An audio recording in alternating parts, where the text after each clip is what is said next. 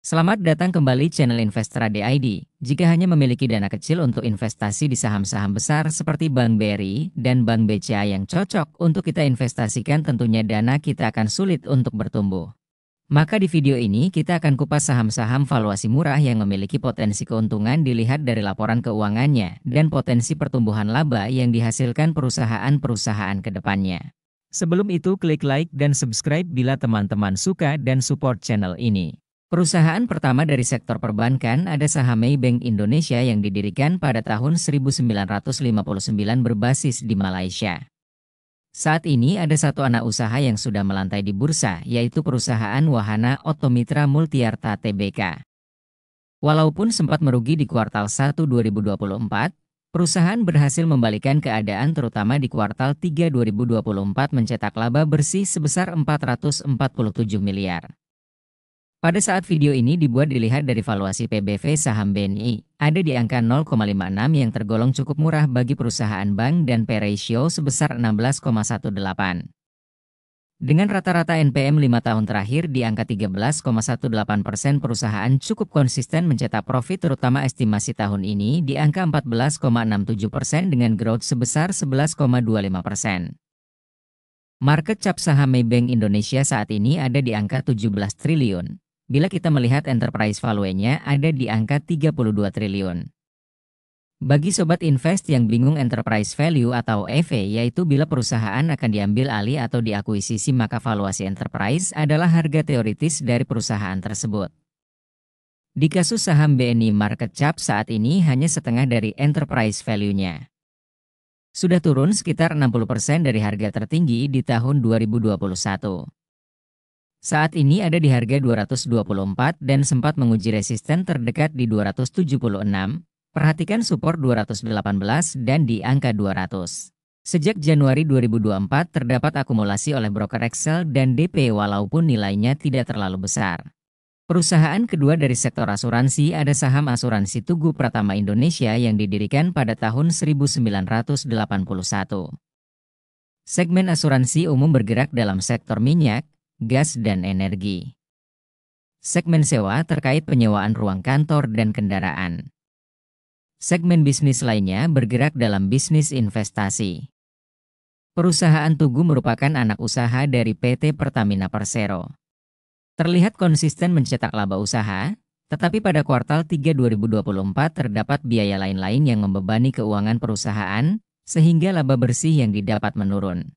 Dilihat dari valuasi PBV saham Tugu ada di angka 0,4 yang tergolong cukup murah dan P ratio sebesar 5,2 sangat menarik.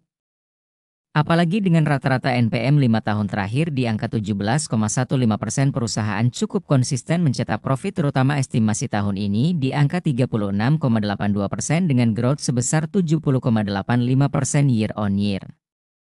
Dan juga rutin membagikan dividen sejak 2019 dengan yield tahun ini di angka 13,59%.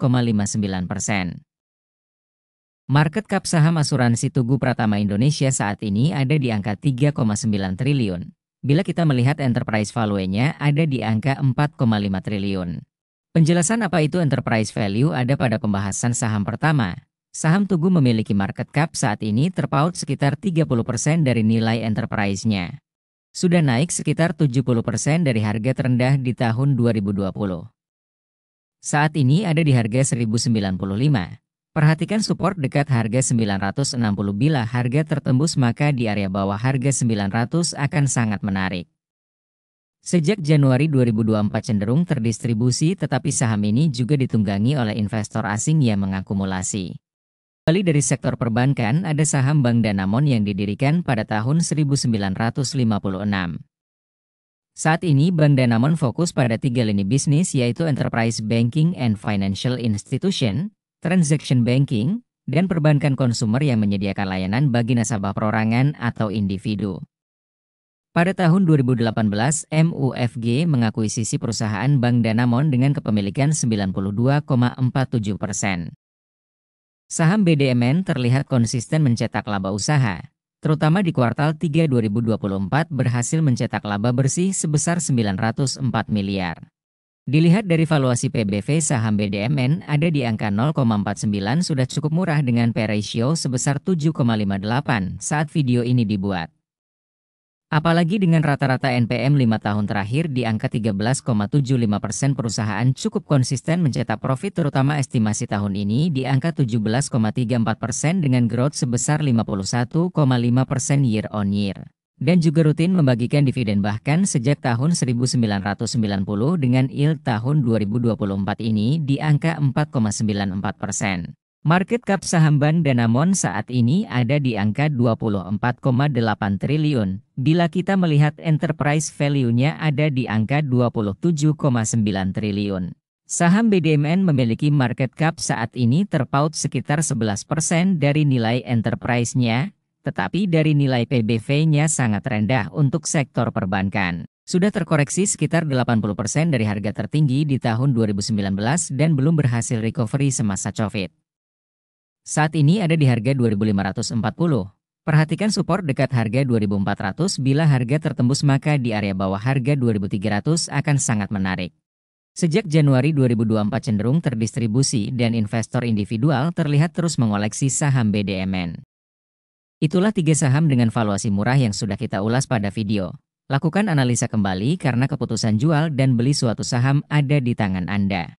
Apabila suka dengan video ini, klik like dan subscribe untuk terus support channel Investrade ID, dan terima kasih telah menonton.